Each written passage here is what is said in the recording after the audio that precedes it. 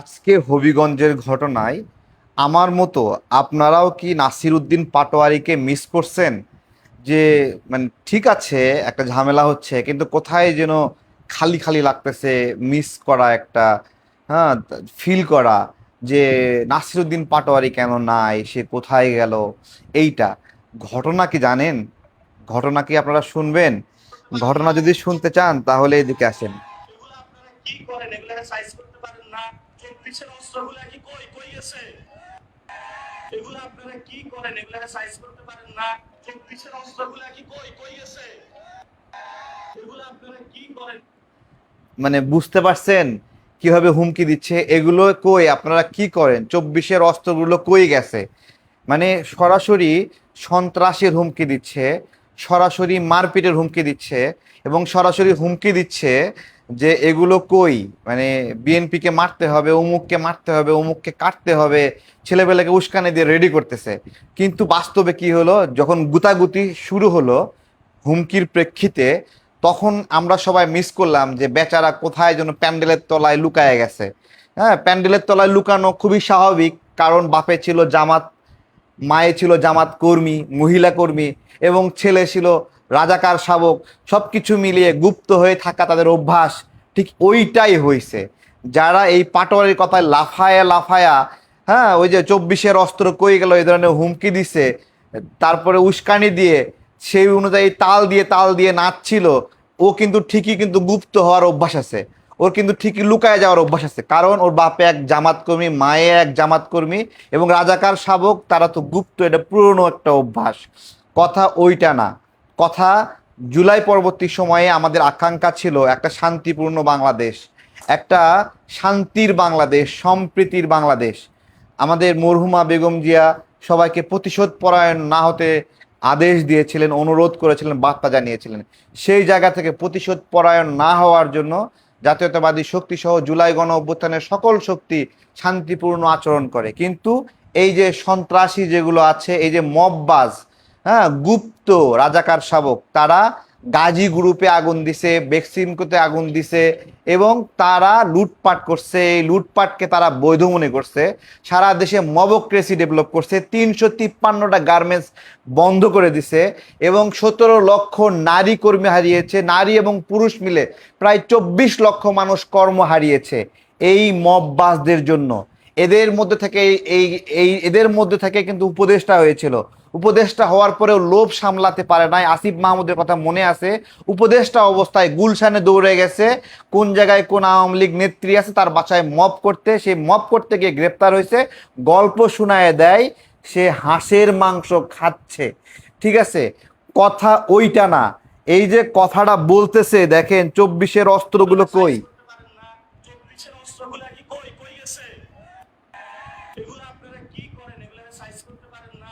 24-এর অস্ত্রগুলো কি কই কই গেছে? দেখেন, চিন্তা করতে পারেন কি লেভেলে সে হুমকি দিচ্ছে। সে হুমকি দেবে, সে মারার জন্য উস্কানি দেবে, অস্ত্র খুঁজবে, আর ভাবছে অন্যরা বসে বসে থাকবে। এবং সাকসেসফুলি ওরা কি করতো জানেন? সালাউদ্দিন আম্মার নামে যে জঙ্গিটা আছে না, ও যেই কাজটা করছে ওই সেম কাজটাই করতো। সালাউদ্দিন আম্বার যেরকম ভাবে ক্যাম্পাসে দুইটা নিরীহ শিক্ষার্থীকে পাইয়া, একা পাইয়া যেরকম মারধর করছে, বেধড়ক লাঠিপেটা করছে, এবং মারধর করার পরে লজ্জা নাই, সন্ত্রাসী কার্যক্রম করে বলে আমরা মার খাইনি, মার দিছি। মানে ওর ক্যাম্পাসটা ও ব্যাটেল ফিল্ড বানায় ফেলেছে, ওর জঙ্গি কার্যক্রমের জন্য একটা ব্যাটেল ফিল্ড বানায় ফেলেছে। এবং বিদেশ থেকে পিনাকি ভট্টাচার্যরা উস্কায় দিচ্ছে যে ঘরে ঘরে এই জঙ্গি আম্মার দরকার। ঠিক আছে, উস্কায় দিচ্ছে। গতকালকে উল্লাস করছে, সেই উল্লাস করছে, আজকেও আবার বক্তব্য দিচ্ছে 24-এর অস্ত্রগুলো কয়ে গেছে। 24-এর যারা লড়াকু যোদ্ধা, তাদেরকে চিনবা? 24-এর লড়াকু যোদ্ধারা কই গেছে চিনবা? তাহলে হবিগঞ্জে ওখান থেকে চিনা নাও। ঠিক আছে, কাঁধে, যদি সত্যি কথা একটু ঘুরায় বলি, ঘুরায় বললে খারাপ লাগবে, খারাপ লাগবে। হান্নান মাসুদ কি বলছে? যে এই যে ছাত্রলীগ নেতা সার্জিস আন্দোলনের পুকি মারবে বলছিল না, তাহলে এই গুপ্তগুলো দেখেন এরা কতটুকু মুনাফেক। যতক্ষণ পর্যন্ত আওয়ামী লীগ ক্ষমতায় ছিল অতক্ষণ পর্যন্ত আওয়ামী লীগের হয়ে ষড়যন্ত্র করছে। যেই আওয়ামী লীগের পতন হয়েছে তখন নিজেরা দাঁড়ায় যাইয়া এখন নিজেরা আওয়ামী লীগের মতো আচরণ করছে, আওয়ামী লীগের মতো করে তারা এখন ষড়যন্ত্র করছে। নিজেরাই এখন বলতেছে যে আওয়ামী লীগ নিষিদ্ধ চাই। ঠিক আছে, আওয়ামী লীগের হয়ে স্লোগান দিয়ে দিয়ে হঠাৎ করে গুটি উল্টায় যায় মুনাফিকি আচরণ, যে আওয়ামী লীগ নিষিদ্ধ চাই, মব সৃষ্টি করতে চায়, জঙ্গিবাদী করতে চায়, এইগুলো আর কি। সেই উল্লাস আজকে আপনারা বলেন, গতকালকে যে সালাউদ্দিন আম্বার উল্লাস করছে, হ্যাঁ, ওইখানে আপনারা সালাউদ্দিন আম্বার থাকলে খুশি হতেন কিনা বলেন? হ্যাঁ, ক্যাম্পাসে দুটা ছেলেকে একা একা পেয়ে যেরকম করে মারধর করছে, যাদেরকে মারছে হ্যাঁ তাদেরকে উল্টা পুলিশে দিছে, এই কাজটা কেমন বলেন? এবং ওরা এটা নিয়ে উল্লাস করছে যে এরকম বীর নাকি ঘরে ঘরে দরকার। আর এক বীরকে আজকে খুঁজে পাওয়া যাচ্ছিল না। বাংলাদেশের সব মানুষ আজকে এই গুজববাজ পাটোয়ারিকে মিস করছেন কিনা বলেন না? সবাই খালি হাতড়ায় হাতড়ায়, আরে এতজন গুতা খায়, পাটোয়ারি কেন গুতা খায় না? বেসিক্যালি ও প্যান্ডেলের তলে ওরে ঘাপটি মেরে লুকায়া ছিল।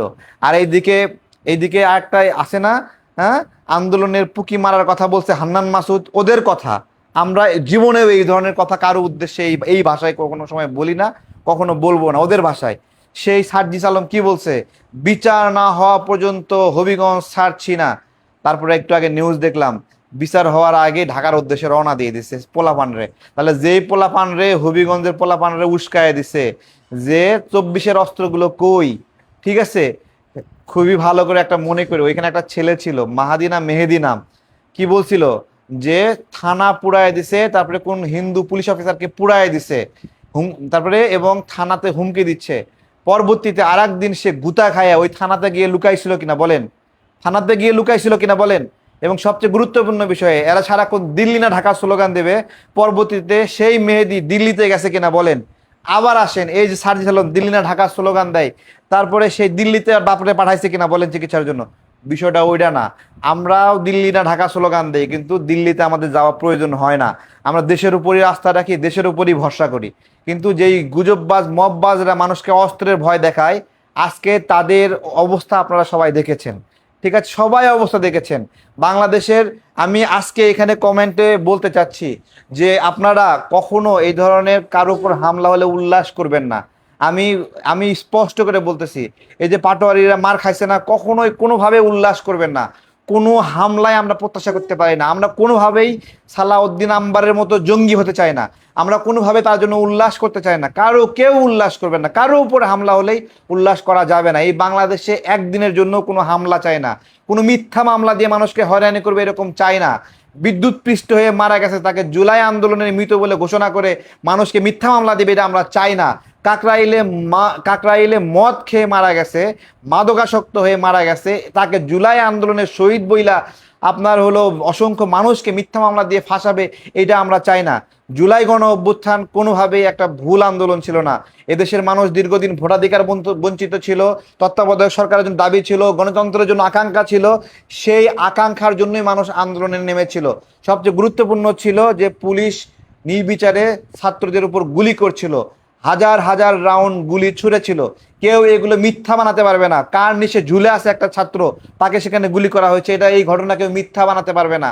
আমার সামনে গুলি করা হয়েছে, আমার সামনে পুলিশের দিক থেকে গুলি আসছে, আমার পাশে ছাত্র মারা গেছে, এইটা আমরা নিজ চোখে দেখেছি। কোনো ঘটনাই মিথ্যা না। ঠিক একইভাবে পুলিশ অফিসাররা অনেক হত্যাকাণ্ডের শিকার হয়েছে, সেটাও মিথ্যা না। যা যা ঘটেছে প্রত্যেকটা ঘটনা যারা যারা দায়ী, সেই বিচার কেন হবে না বলেন? বিচার হবে। কিন্তু যেই মিথ্যা মামলাগুলো দিয়ে হাজার হাজার মানুষকে হয়রানি করা হয়েছে, এই হয়রানিটাও মিথ্যা না। আমরা এই হয়রানির সময় চাই, আমরা চাই কোনো গাজী ফ্যাক্টরিতে আর আগুন লাগবে না, বেক্সিমকোতে আগুন লাগবে না, মানুষ তার কর্ম করে খাবে, মানুষ শান্তিতে থাকবে, মানুষ গুজব ছড়াবে না, মিথ্যা ছড়াবে না, মানুষকে এইভাবে অস্ত্রের ভয় দেখাবে না, পাটোয়ারির মতো এরকম বেয়াদবি করবে না, রাজনৈতিক কর্মী হয়ে আর এক রাজনৈতিক কর্মীর চরিত্র হনন করবে, এ ধরনের অসভ্যতা বর্বরতা আমরা চাই না। আমরা এমন একটা শান্তির বাংলাদেশ চাই, সেই শান্তির বাংলাদেশে সবাই রাজনীতি করবে, সবার জন্য রাজনৈতিক স্পেস থাকবে, হয়রানি থাকবে না। আমরা এমন একটা বাংলাদেশ চাই যেই বাংলাদেশে আদালত থেকে জামিন নিয়ে একটা রাজনৈতিক কর্মী বের হয়েছে, ও যেই রাজনীতি করুক, বের হওয়ার পরে আবার ওখান থেকে পুলিশ ধরতেছে। আমরা এই রাজনৈতিক পরিবেশ চাই না, যে জামিন নেওয়া একটা মানুষকে ভিন্ন একটা মামলায় যার মিনিমাম সম্পৃক্ততা নাই, বাট গ্রেপ্তার দেখানোর জন্য তারা সেখানে গ্রেপ্তার দেখাচ্ছে। আমরা এরকম কোনো ব্যবস্থাপনা, কোনো অবস্থা চাই না। একটা শান্তিপূর্ণ বাংলাদেশ চাই, একটা রিকনসিলেশনের বাংলাদেশ চাই, যেখানে সকল রাজনৈতিক প্রক্রিয়া মিলে কাজ করবে। আমি বিএনপির ভাই বন্ধুদেরকে বলবো, আপনারা ক্ষমতায় থাকতে হবে, এই জন্য আপনার প্রতিদ্বন্দ্বীকে আপনি রাজনীতির স্পেস দিবেন না, হয়রানি করবেন, এর জন্য না হয়। আমি আপনাদের কাছ থেকে এরকম কখনোই দেখতে চাই না যে আওয়ামী লীগের মিছিলের পিছনে আপনারা দৌড়াচ্ছেন। এইটা কোনো সময় হতে পারে না। যার ভাল লাগে সে দৌড়াবে, কিন্তু আপনারা দৌড়াবেন না। কারণ আমার জানা বেগম খালেদা জিয়া কখনো কোনো রাজনৈতিক প্রক্রিয়াকে ভয় পাইতেন না। জনাব তারেক রহমান তিনিও কোনো রাজনৈতিক প্রক্রিয়াকে ভয় পান না। ভয় পান না মানে ভয় পান না। এবং বিএনপি সব সময় হিম্মতের সঙ্গে, আমাদের মির্জা ফখরুল ইসলাম আলমগীর ভাই নির্বাচনের আগে কি বলেছিলেন, সবাইকে নিয়ে নির্বাচনে চাই। শুধু এই একটাই স্টেটমেন্ট বিএনপিকে বিজয়ী করে দিয়েছে। এবং সামনেও আপনাদের সামনে এখানে স্থানীয় সরকার নির্বাচন আছে, এই নির্বাচনেও আপনারা ভালো করেন। এখানে জামাত শিবির রাজাকারের বাচ্চাদের জন্য বেটার কিছু চাই না, তারা ভালো কিছু না করে চায় না। এবং ওরা কিন্তু সেই কারণে যায় বিচার দিছে যে এইখানে যেন আওয়ামী লীগের কেউ নির্বাচনে অংশগ্রহণ করতে না পারে। বেসিক্যালি ওরা কেউ যেন স্বতন্ত্র যেন নির্বাচন করতে না পারে, এই ধরনের কথা বলতেছে। স্বতন্ত্র যে কোনো ব্যক্তি নির্বাচন করতে পারে দলীয় জায়গা। দেখবেন যে জামাতের পক্ষ থেকে প্রথম দাবি করবে, সেই জায়গাটা আমরা সমালোচনা করতাম যে দলীয় প্রতীকে নির্বাচনে আর হবে না। জামাত প্রথম দাবি করবে ওই জায়গায়, বলবে যে দলীয় প্রতীকে নির্বাচন চাই। কিসের জন্য? যাতে অন্যরা নির্বাচনে ভালো না করতে পারে। এই হলো এদের এদের চরিত্র। তো সবকিছু মিলাইয়ে আমি বলবো, এই যে দেখেন আমাদের দোষ নাই, আমরা কাউকে মামলা করবো। সাইজ করতে পারেন না, 24-এর অস্ত্রগুলা কি কই কই গেছে? এগুলো আপনারা কি করেন? এগুলো সাইজ করতে পারেন না, 24-এর অস্ত্রগুলা কি কই কই গেছে? দেখেন, আমরা আমরা কোনো সময়ের জন্য কাউকে এই ধরনের হুমকির ভাষায় কথা বলবেন না, ঠিক আছে? আজকে যারা এখানে এখানে এই মানে এখানে দুর্ঘটনা ঘটেছে তাদেরকে বলবো যে, এবং সবাইকে বলবো যে না, এরা চিল্লায়ে মরে যাক, এই ফাতরাগুলো চিল্লায়ে মরে যাক। হ্যাঁ, এদের এই সুচা মাইরা, কুত্তা মাইরা মানে লাভ আছে? বলেন, এদের এদের গায়ে হাত দিয়ে লাভ আছে? দেখেন হাতে একটু ছিলায় গেছে, হাউমাউ হাউমাউ করে কান্না শুরু করছে। অথচ গতকালকে বাঁশ দিয়ে দুজন শিক্ষার্থীকে একলা পেয়ে যেভাবে পিটাইছে, উল্লাস করছে, আজকে একটু হাতে একটু আঁচড় খাইছে, কোথায় উষ্টা খাইছে, এখন কান্নাকাটি শুরু করে দিচ্ছে। তো এই সুচা মাইরা, হ্যাঁ সুচা সুচা ইঁদুর মাইরা লাভ আছে? বলেন, এগুলোর গায়ে হাত দিয়েন না আপনারা। এই ধরনের কাজ আমরা সাপোর্ট করি না।